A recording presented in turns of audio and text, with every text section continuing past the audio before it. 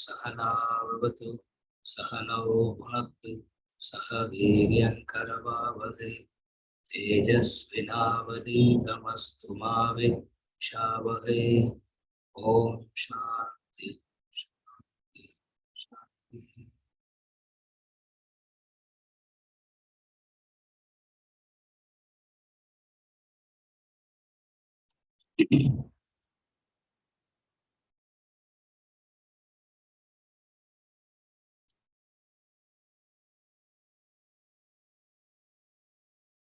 The four Mahavakyas,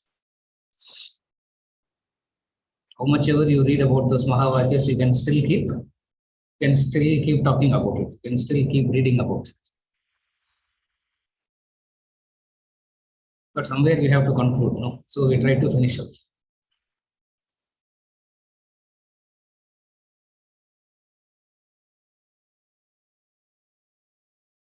A great statement that is so simple, a statement that is very simple, doesn't need any deeper understanding of language to understand these Mahavakyas, and yet it remains very elusive. Why? Because Mahavakya makes sense only to those who are prepared. For those who have gone through the preparation, Mahavakyas make sense. For those who have not gone through the preparation, Mahavakya is dangerous for them. It is like giving the most precious thing to one who is ignorant of its value. What they will do? That's what happens when Mahavakya is given to the people. Still they give. Why? Because most of them don't take it seriously. Why they don't take it seriously? The problems that they encounter in life itself is the solutions for the problems they are looking for is more important than Tattvamasi Aham Brahmasmi. So the first important thing to understand about Mahavakya is it is something that is understandable and yet not understandable. That's why we went through all the analysis. I'm not going through the whole thing again. We went through what Maha means, we went through Vakya, and then we saw every word. All words can reveal something that which is not known. This is the law. Words can reveal that which is not known. Words cannot reveal that which enlivens the word. Through word, you can reveal something. Are you able to follow? Since we have studied all this in detail, you will be able to follow what it is. Words can reveal that which is not known. That which is not known, words can reveal, isn't it? If something is known already, words doesn't have any. You are seeing something. You don't need a word to reveal you are seeing something. But words are required to make you understand what you are seeing. But seeing, that you don't need a word. Correct? Eyes are seeing. It is self-revealing that eyes are seeing. You are hearing a sound. It is self-revealing that you are hearing a sound. Only when you want to know what you are seeing, what you are hearing, words come into play. Therefore, words can reveal what? Words can reveal that which is not self-revealing. Brahman being self-revealing, there is no word that can talk about Brahman. And then we went on to see the word. Direct meaning, secondary meaning, implied meaning, suggested meaning. Word has, if you want to since it is not revealed to you, since it is not self-revealing, and the words are revealing it to you, you need to know how to analyze the word. Clear, Vijay? If it is self-revealing, since the words are revealing, and words can have very many shades. What are the very many shades the words can have?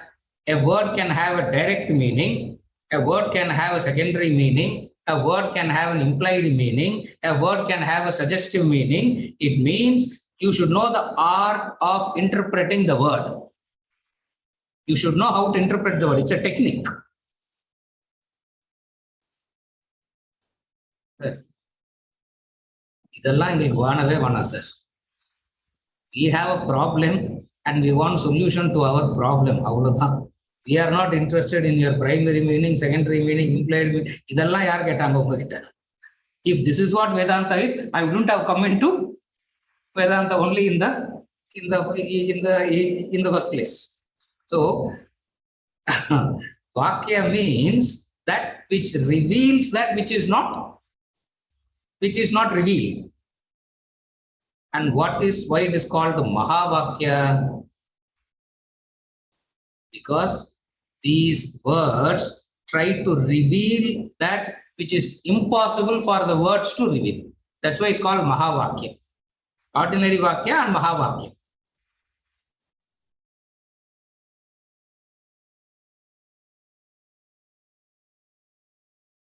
Great statements. This is one. Second thing that we understood about Mahavakya is this. Any statement that reveals the oneness is known as Mahavakya. This is how we distinguish the Mahavakya from rest of the Vedic words, because Vedanta has lot of words. In fact, a textbook means words. It's a group of words. No, what is a textbook? Okay, what is a lecture? What is a textbook? A textbook or a lecture is nothing but a group of words. In those group of words, why do we take a select few words and call it as Mahavakya? Because there is something very unique in that. What is that uniqueness? The uniqueness is it reveals the identity. It reveals the Aikyam. It reveals the oneness. Jiva, Brahma, Aikyam. Where any statement that reveals there is no two is Mahavakya.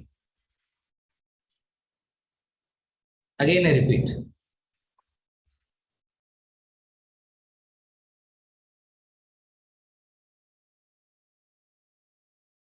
Any word that reveals there is no two is Mahavakya.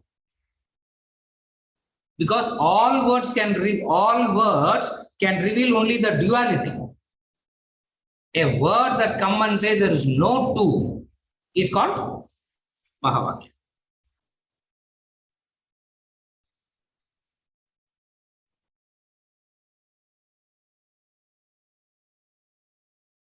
Varam definition kuttunda, what do we understand? Yeah. Every week you come and give one new definition, Mahavakya. Now, what definition do we take it as Mahavakya? The word that reveals the oneness. The word that reveals the identity.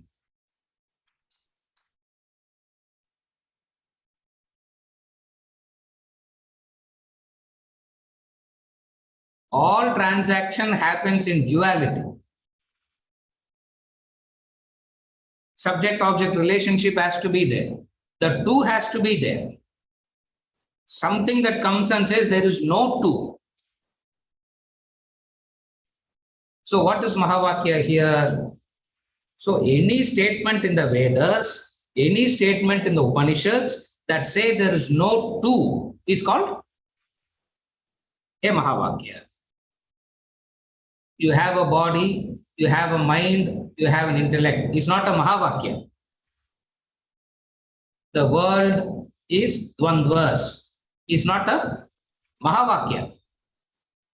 The human being is made up of spirit and matter. It's not a Mahavakya. The five koshas is not Mahavakya.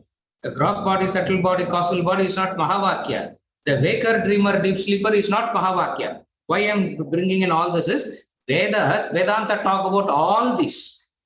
Why do we take a few? When you say you have a body, you have a mind, you have an intellect, it is accepted that there is a body, a mind, and intellect. No. When you say the world is made up of dvandvas, it is accepted that there is a world. Are you able to follow? In that statement, when you say you have a body, you have a mind, you have an intellect, what is implied in that? What is accepted in that? That you are there. World is dvandvas, opposites, paradoxes coexisting. If all this is what we say about the world, in all this description, it is accepted that it is there, isn't it? The moment you describe something, it is accepted that it is there. So any description presupposes. Ida logic.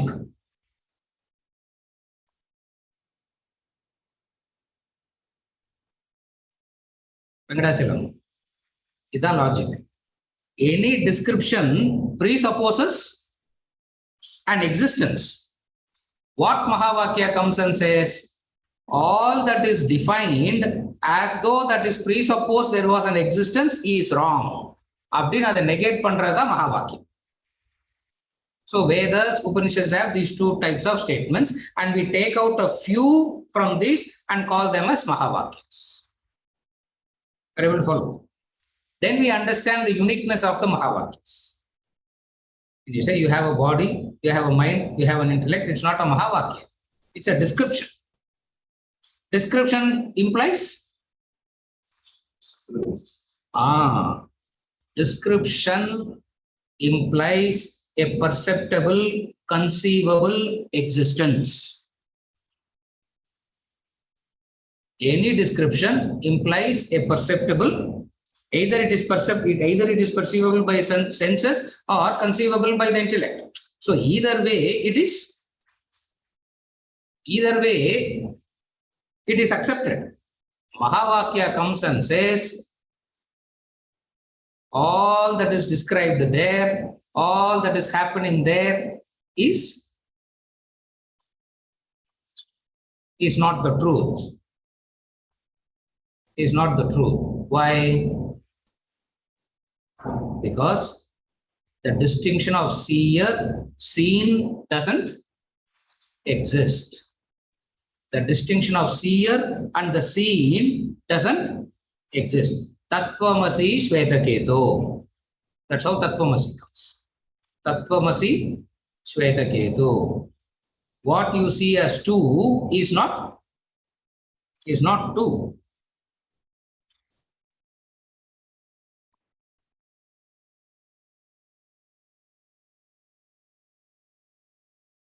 That is why Ananya Bhakti also technically will be called as Advaita Bhakti.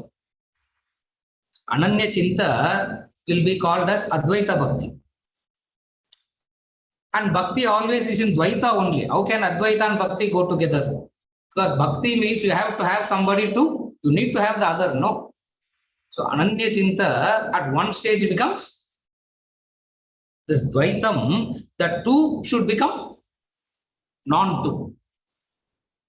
The two should become non-two. So any statement that says the two is non-two is called Mahavakya.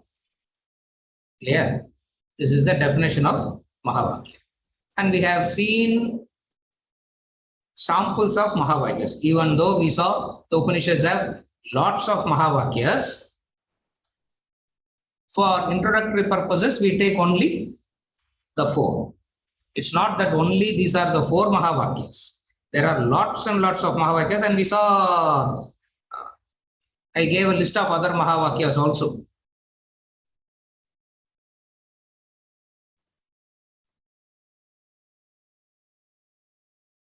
Sudarshan, out of syllabus la solli kudukurangan soladhupa. Yeah, out of syllabus la. So, the very Mahavakya that we have taken as sample here is the 4.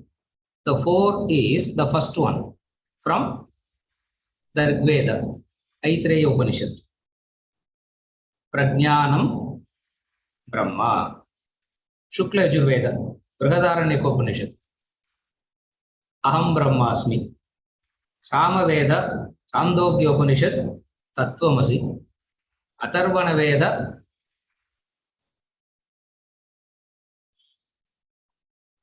Mandukya Upanishad, Ayam Atma Brahma. Incidentally, this Ayam Atma Brahma comes in Shukla Yajurveda, Brihadaranyaka Upanishad also. This is academic interest. To say that Mahavakyas overlap. And each and every Mahavakya is trying to describe the oneness. If we say 700 verses of Bhagavad Gita is to explain one Mahavakya Tattvamasi,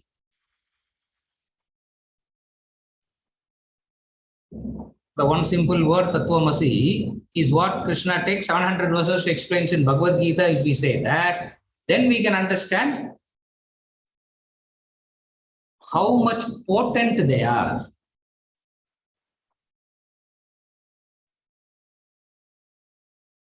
Any word that has a potency in it can be loosely called as Mahavakya. That's why poetry is more interesting, because the words are more potent. So any word that comes with potence, any word that has lot of potency in it can be called as Mahavakyas.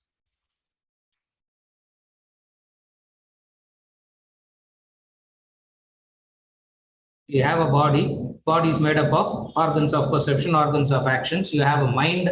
Mind is made up of emotion, impulses, feelings, likes and dislikes, attachment, intellect, gross intellect, subtle intellect. Gross intellect is that which deals with the world. Subtle intellect is that deals with the transcendental. You understand it, and then that's it. You can't dig deeper into it. The eye is a sea. You understand it. That's it. You can't dig.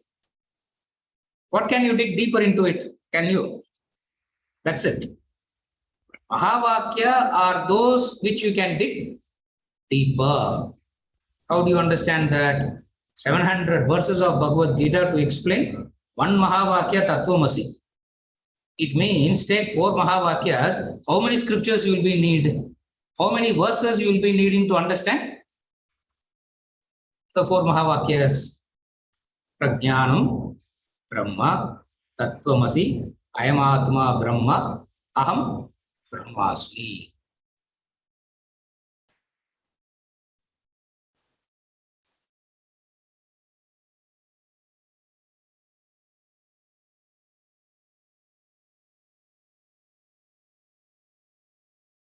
Addressed to a different caliber of student. Addressed to a totally different caliber.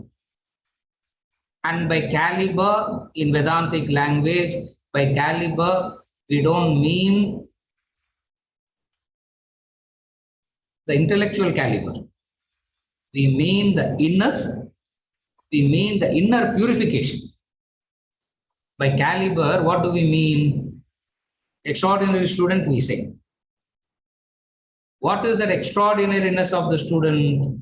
The extraordinariness of the student is because of the inner purification, the self-purification. Or we say he is a prepared student. What is the preparation? The preparation of sadhana chatushtaya sampat. Whenever we talk about preparation, we should always remember no. Correct. Atma Bodha, verse number 1. Sadhana chatushtaya. You should remember that. That is the preparation. Whenever we talk about caliber. You follow? The second thing that comes out is a extraordinary quality means no interest other than the aikyam. Caliber means a person not having any other interests other than the aikyam. The only priority of life becomes aikyam.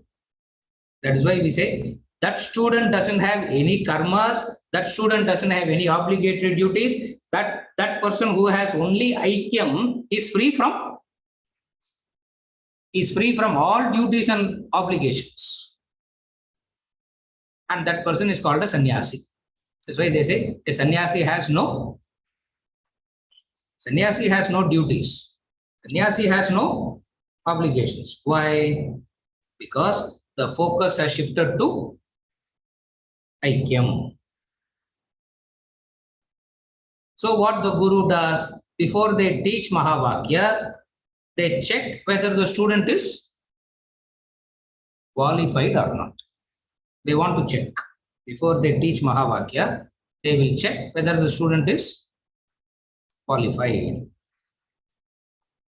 Supposing the teacher is talking something, the student is not at all able to understand what is being taught. What is the point of that conversation? So what the teacher does, the teacher checks the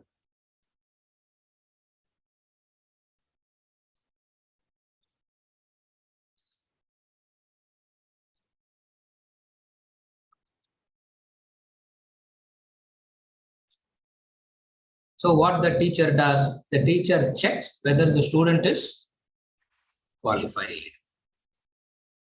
And what is the qualification that the teacher is looking for? Viveka, Vairagya, Shat-sampat, Mumukshatva. What the teacher is checking? Viveka. Does the student has Viveka? Vivekana, is he able to at least understand there is something called permanent and there is something called impermanent. That is Viveka. Vairagya, having known something as impermanent, does he have the courage to let go of it? That is Vairagya. Vivekamna, Nitya Anitya. Vairagyamna, the capacity to let go of. Vairagya is the capacity to let go of the Anitya. People say, sir, I can't, I'm not able to let go of it. I understand that there is nothing in the world. I understand that world is of no use, but still, I want something from the world only. Like Ramatirtha gives the example of the man, of the yogi. No, it's not a yogi at all in the true sense. He came to the king to demonstrate his powers. After demonstrating the powers and everything, he went into a samadhi state for 6 months. And then 6 months later, he came back to life. He suspended his life for 6 months. He came back to life after 6 months. And king asked, what do you want? Because that is his thing. The king asked, what do you want? And what did that man ask for? For horse kudungo, he asked. Give me a horse. Appa horse maybe a private jet kudungo, isn't it? Give me one private jet, he would have asked. That's all. Because in those days, horse means, in modern day language, asking for private jet. Guru will understand this person doesn't have Vairagya for Mahavakya. Guru will understand this person doesn't have the capacity to understand Mahavakya. Shat Sampati, etc. Titiksha, etc. Shat Sampati means that six wealth, the sixfold wealth. Titiksha, etc. In the moon ஒழுங்கா இருந்துச்சுன்னா fourth one is very clear. The moon ஒழுங்கா இருந்தா fourth one will happen. What is the fourth one? Mumukshatvam. Mumukshatva will happen. To the one who has mumukshatva, Mahavakya reveals something. In all other words, the words itself is capable of revealing something. In Mahavakya, the words doesn't reveal anything. Understand the difference. In all other things, the words itself is capable of revealing it. All that you got to know is what? You need to know the language, that's all. If you know the language and the basic grammar, knowing the language, grammar is implied in that. If you know the language, what that word reveals, you will know it. Correct? Mahavakyas don't belong to that category. You may know the language, you may know how to hair split analysis on this Mahavakya, but still the words will not be.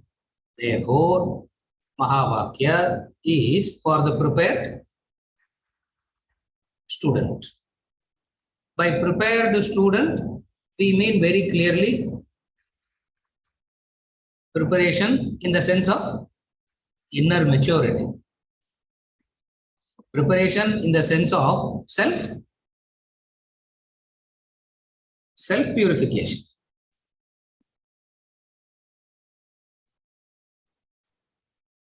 In the modern day language, they don't use the word self-purification. In the modern day language, you have to use the word self-management. Because the word, nobody likes the word purification. Because purification implies, again implied meaning. Why people don't like the word purification? Because the word purification has an implied meaning. What is the implication? There is a dirt, impurity. And it affects the ego. So he said that you are impure, become pure, people don't like that. So if you say you should become better, that is accepted. As you are good, but you can try to be better.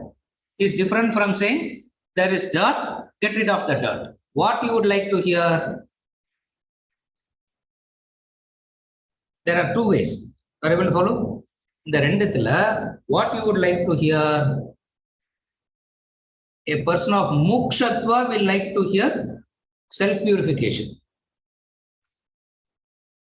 A person of mukshatva wants purification. A person who is trying to develop mukshatva will be happy with the word management, etc. Who is the quality of the student? Very difficult to describe the quality of the student. So stories come. That's why we have a lot of stories about these great students.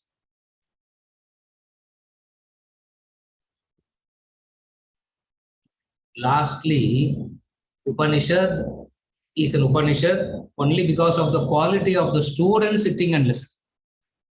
Otherwise, there is no difference between Krishna talking to Arjuna versus Yama talking to Nachiketas. An enlightened master speaks the same anyway. But still, why do we call some as Upanishad? Not because of the quality of the teacher there.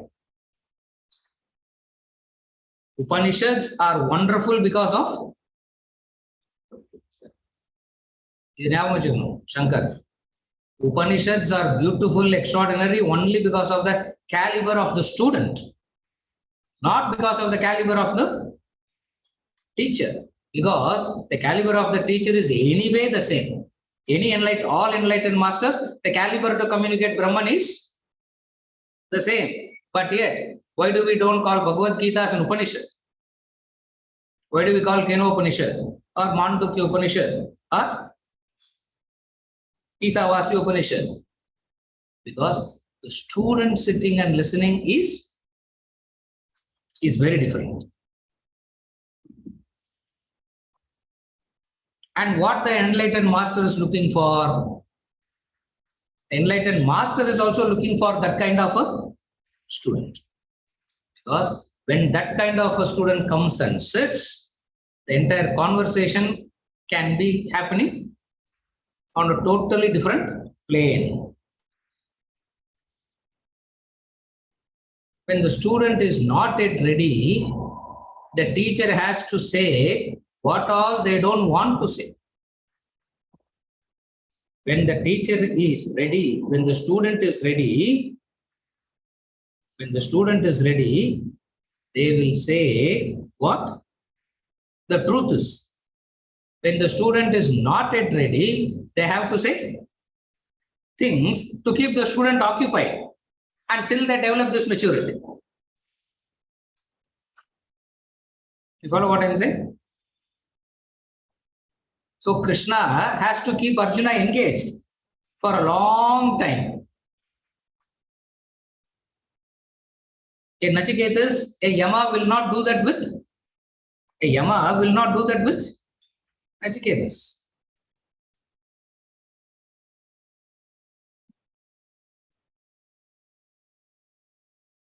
A Swetaketu, the father will not do that with Swetaketu. You follow what I'm saying? So, what determines the quality of the text in Vedantic literature?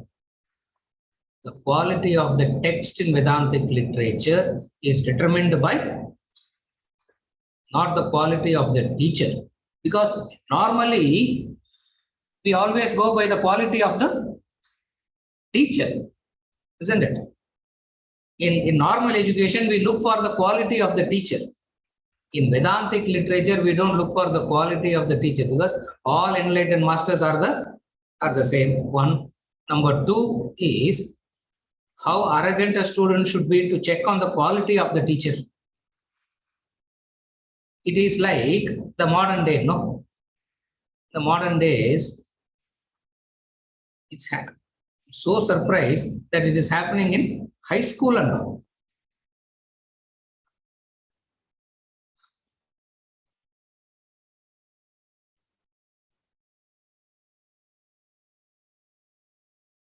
Every year, the students will give a feedback about the teacher. In the high school, it's happening. Does anybody know that? I know abroad and all. I'm surprised that in Chennai it is happening. A high school student, every year, they will assess the caliber of they will assess the teacher.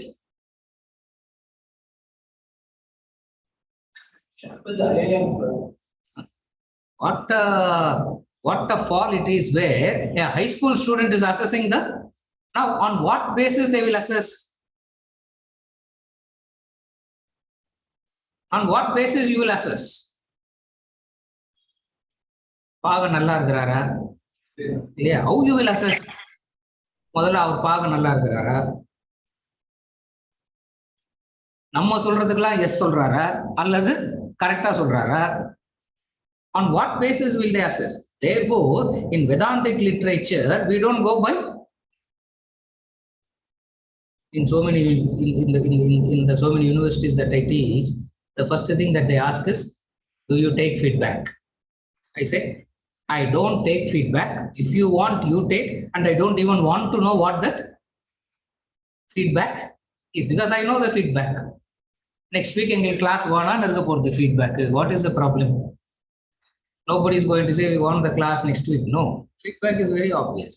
So in Vedantic literature, the very way in which the world operates is entirely opposite in the way Vedanta operates. Why? That's why the quality of the text is not written by the quality of the teacher. The quality of the text is determined by the quality of the student. Arjuna is a mediocre student. Arjuna is not a seeker of truth. Arjuna is a seeker of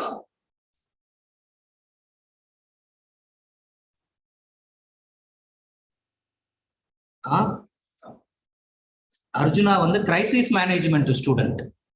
Crisis வந்தாதான் பகவத் கீதா எல்லாம். That kind of a student Arjuna is, Bhagavad Gita is. புரியுதா விஜயரங்கன்? அதே கிருஷ்ணா முன்னாடி நாள் வரைக்கும் போவே இல்லையே, ஏன்னா கிரைசிஸ் வரல. Correct? So mediocre student means the one who comes only when there is a crisis. அதனால அவருக்கு பேர் கிரைசிஸ் மேனேஜ்மெண்ட் ஸ்டூடெண்ட்னு வச்சிருக்கிறேன் இல்லையா? இதெல்லாம் என்னோட சொந்த வொக்காபுலரிப்பா. Crisis management student, mediocre fellow. So what can you talk to that mediocre fellow? மாத்தி தான் பேசணும். You have to say one thing and then you have to confuse him and then say something else in the hope that something will wake him up. Mahavakyas is not for the crisis management student. For a Upanishadic student, there is no crisis. He's not trying to manage any crisis. He's not trying to handle any crisis. He's not confused about what to do, what not to do. He's not confused about anything in relation to the world. Then what is he thinking?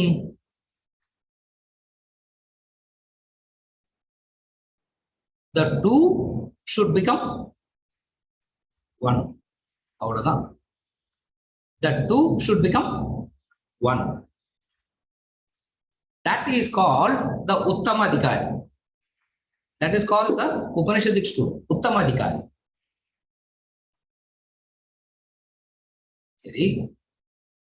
We spoke about the mediocre student and we spoke about the highest caliber. Then what is the lowest caliber?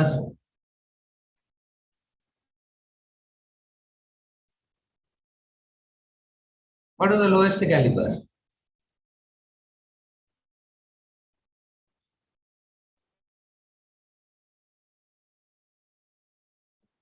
The lowest caliber is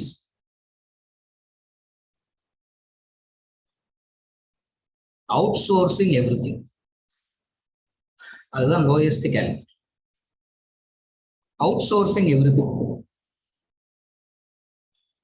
எல்லாம் நீங்க பண்ணிட்டு effect மட்டும் என்கிட்ட கொடுத்துருங்க, அவ்வளவுதான். So lowest caliber of student wants to outsource. Outsource to whom? Either outsource to God or outsource to Guru.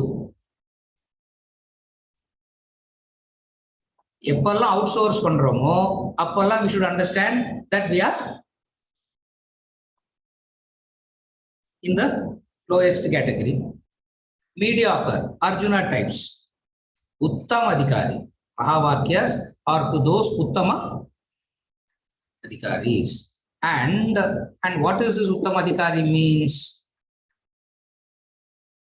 By Uttamadhikari, we mean a person of the Upanishadic caliber. And what does Upanishadic caliber means? You offer the person the whole world, the person will say, you keep it. You offer the whole world to that person will say, you keep it. Avaivavahas tavanritya gite, Kathopanishad. Nachiketas tells Yama, you keep your horses, you keep your damsels. But I'll give you that for 100 years. Even the longest time is time bound, no? That's Uttamadhikari. Even the longest time is also bound by time. And I'm asking freedom from time.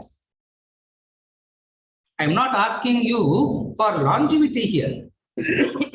I'm asking for freedom from time. That is why when Yama told Nachiketas, I will give you 100 years Nachiketa said, I don't want your 100 years. What will I do with that 100 years? ஏன்னா 60வது வயசுல இருந்து from the age of 60, one after other will start going. So by the time you reach 75, அப்புறம் at 90, you won't know even what to, you won't even know what is happening around you. So what kind of a life is that you give me 100 years? I don't want your 100 years. Emma said, no, not like அந்த மாதிரி 100 years கிடையாதுப்பா. I will give you a 100 years of sweet 16. I don't know why they call it a sweet 16. He said, you will be in 16. Abdina, you can keep. You will be enjoying all this for a long period of time. Educate is saying, I am asking for infinite. You are saying I will give you a billion. Billion will interest whom? A billion will interest whom? For a person whose value is on a million. A person whose value is on a billion gacha, he will say jackpot.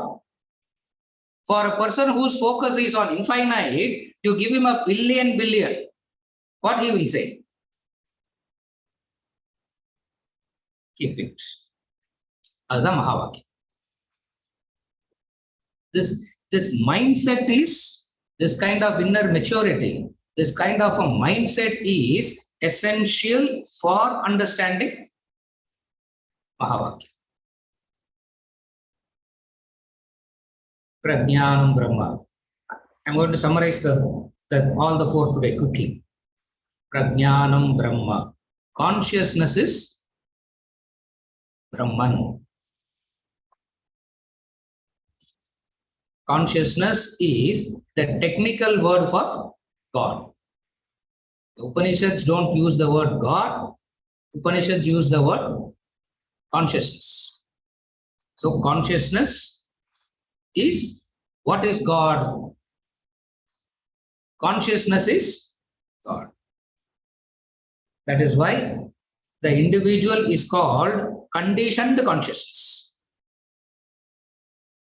Pure consciousness and conditioned consciousness. These are technical words, and we are familiar with these technical words. The conditioned consciousness is the individual. The pure consciousness is God. So Prajnanam Brahma says pure consciousness is God. The question is, give me an indicator of God. And that indicator must be something that you should be able to relate to. You cannot be given an indicator with which you cannot relate. If an indicator like love is given, corrupt person, what will happen?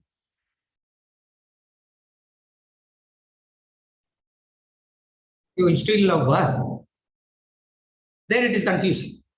Therefore, the indicator of God must be something that must be very closely connected to the original. You can't give an indicator that is distinct and different from the original. So what is the indicator that is closest to the original? Consciousness. Why? Because it is self-revealing and it is not affected by that which it enlivens. That is why consciousness is called God. It is self-revealing. Also, it doesn't get affected by what it reveals. Any other word cannot give you that definition of, cannot give you an indicator of God. Therefore, Upanishads chose this word to define God. What is the word they chose to define God?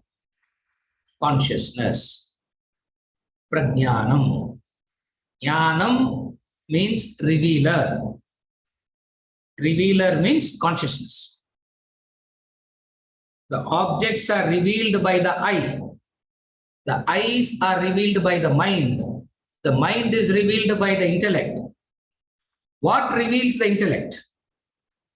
Consciousness. Therefore, down the line, consciousness is the complete revealer. Indriyani paranyahuhu indriyebhya parammanah manasastu parabuddhehe yo buddhehe paratastu saha. Bhagavad Gita, chapter 3. Beautifully he quoted Kathopanishad. In chapter 3, verse number 40, he quotes Kathopanishad. Indriyani paranyahuhu indriyebhya parammanah manasastu parabuddhehe yo buddhehe paratastu saha. Saha, he is superior to all this. Why? Because he is the revealer of all these. When he reveals it, how he reveals doesn't get affected by what it reveals. Therefore, what is God? Consciousness is God. Prajnanam Brahma. First Mahavakya. Second Mahavakya, Tattvamasi. You are that. Tattvamasi. You are that. You are that means you are that consciousness.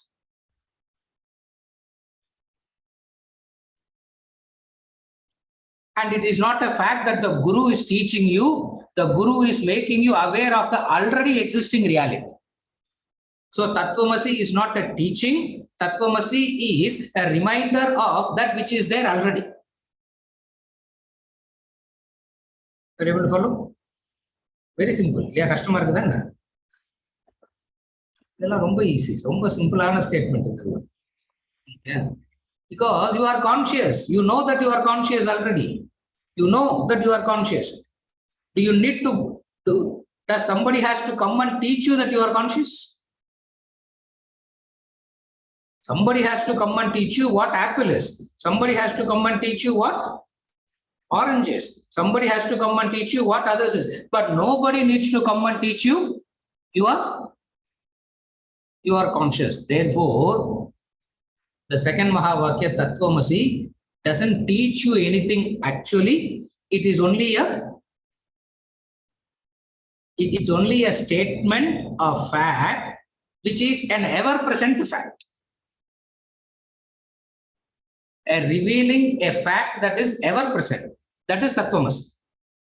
But still it is called Upadesha Vakya. Why it is called Upadesha Vakya? Because the student asked, Shvetaketu asked, repeat it again, no? And how beautiful it should have been for him to hear it from the father, saying, Tattvamasi Shvetaketu, Tattvamasi Shvetaketu. After listening to all this, he says, can you say it again? Can you say that again? In fact, Upanishads always conclude like that. Bhagavad Gita says, I have understood Krishna. Stop. Stop your lecture. I have understood. That is Bhagavad Gita. Correct? Prashto mohat smritir labda tat prasadan maya chuda. My delusion is gone. I know what to do. Upanishads don't conclude like that. Upanishad always says, can you repeat what you said? What? They didn't hear or what? They didn't understand or what? But when it comes from the Gurus, it's different. So, it is called Upadesha. So, Shvetaketu says, teach me again, teach me again, teach me again. That is Upanishadic statement. Teach me again, teach me again. What to teach you again? I am Atma Brahma. I am Atma Brahma. I am Atma Brahma. The consciousness that enlivens you is the consciousness that livens everything. What space is total space. What is I am Atma Brahma? What space is total space. What space is total space. Pot space is total space. Pot space is total space. This is I am Atma, Brahma. And then comes the classic. Aham Brahmasmi. Even though because of limitation of the language, we have to say it as an experience. Anubhava Vakya, even though we have to call it as a Anubhava Vakya, that is because of the limitation of the language. It is not an Anubhava in the strict sense. It is not an Anubhava, experience. Anubhava means experience. Experience means that has a beginning and an end. Experiences means it has a beginning and an end. What is this Aham Brahmasmi experience now? What is this self-realization experience? It's a figurative way of saying the implied meaning. There is no implied meaning here. There is no suggested meaning here. There is no indirect meaning here. What is the direct meaning here? Then what does Aham Brahmasmi means? Aham Brahmasmi means I have come to realize there was no such thing called bondage. What I thought from bondage to liberation is ignorance. That's Aham Brahmasmi. Bondage to liberation, the ignorance.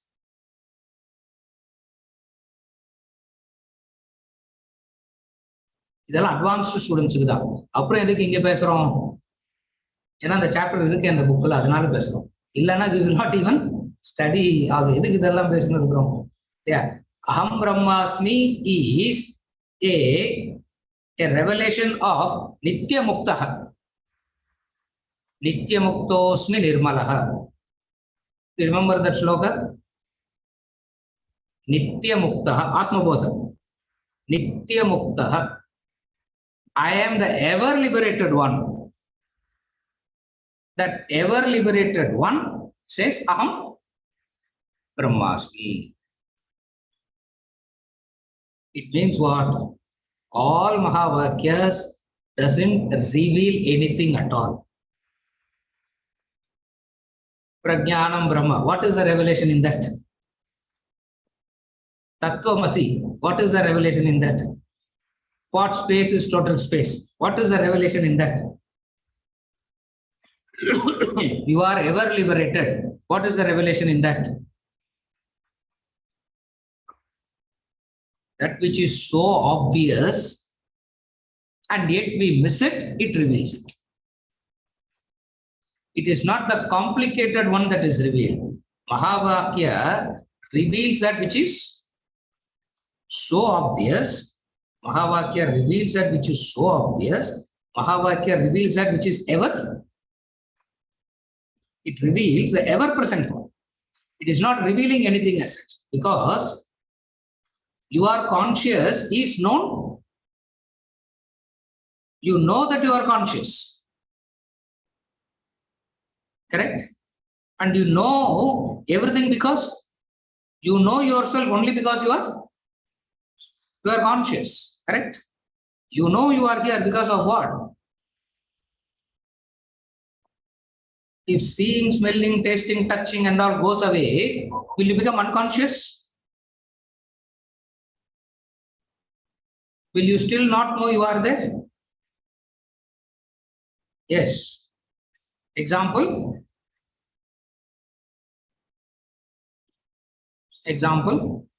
Deep sleep. You know you are there, no? In deep sleep, you know you are there. The instruments wasn't functioning. Now, the revelation that you are there, you don't need instruments.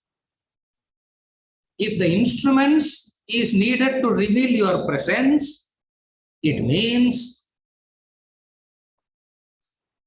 it's not knowledge.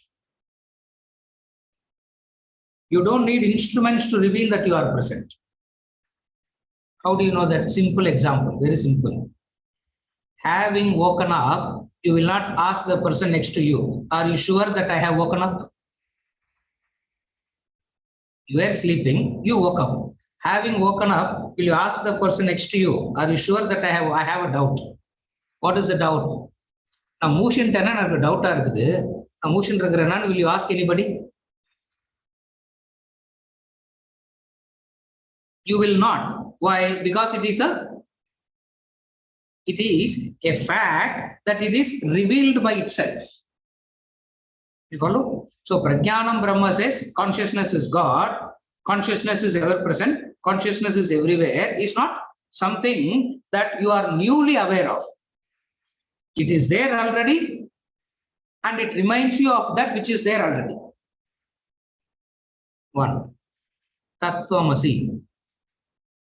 You are, obviously you are that. When they say you definitely doesn't mean the instruments. You definitely doesn't mean the Jiva. Shankar is not Brahman. Vasanti is not. Vasanti is Brahman and the Brahman is Vana, isn't it?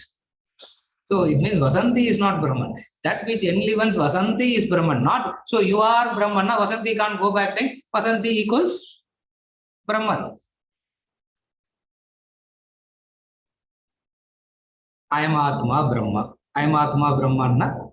Pot space is total space.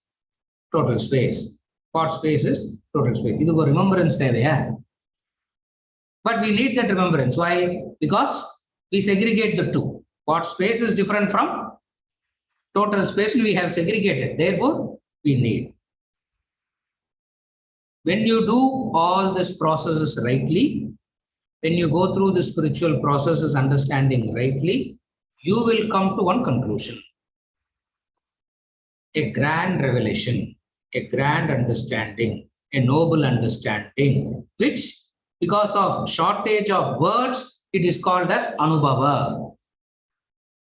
Because of the limitation of language, it is called a statement of experience, but it is not a statement of experience in the strict sense, because experiences have a beginning and an end. So Aham Brahmasmi is not an enlightenment experience. Aham Brahmasmi is an understanding.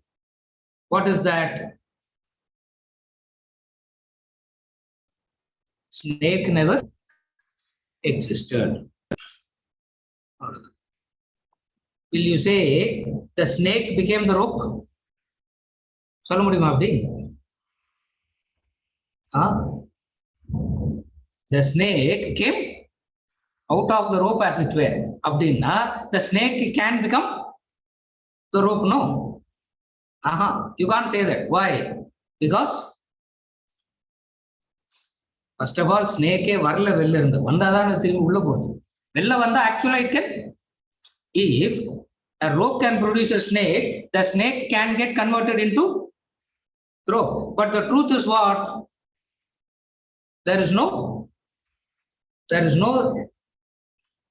snake never existed, even when you are seeing it. This knowledge and understanding is called Aham Brahmasmi. The classic Upanishadic terminology is Aham Brahmasmi. In Atma Bodha and other literature, we call it as Nitya Mukta. Nirguno, Nishkriyo, Nityo, Nirvikalpo, Niranjanaha, Nirvikaro, Nirakaro, Nitya Muktosmi, Nirmalaha. Clear? Birthday and this all no more, isn't it? When you have a birthday, you are supposed to say it. What are you supposed to say? Nirguno, Nishkriyo, Nityo, Nirvikalpaha, Niranjanaha. Ella ni da. Ni nale. Non artham, not an artham. Tamil ni illa, Sanskrit ni. Nirgunaha, Nishkriyaha, illa nida. Nitya Muktosmi Nirmalaha. So Aham Brahmasmi says Nitya Muktaha. Nitya Muktosmi equals Aham Brahmasmi. அப்படி புரிஞ்சுக்கோங்க. Nityamuktoasmi equals Aham Brahmasmi. Because when there was a snake to say that when there was a snake to say that the snake became the rope. எப்படி சொல்ல முடியாது?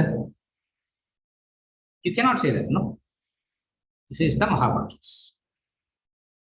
With this, we conclude the discussion on the Mahavakyas, and in the next class, I'm sure we will move on to the next topic. இப்போ sir இது முடிச்சுட்டு அடுத்த topic போவீங்க. வச்சா 3 வருஷம் கோர்ஸே நடத்துறீங்க போல இருக்கு. ஒரு மகாவாக்கிய டாபிக் வச்சுக்கிட்டு. How long can you keep? These are the 4 Mahavakyas. All other statements are preparatory statements. Mahavakya reveals the truth.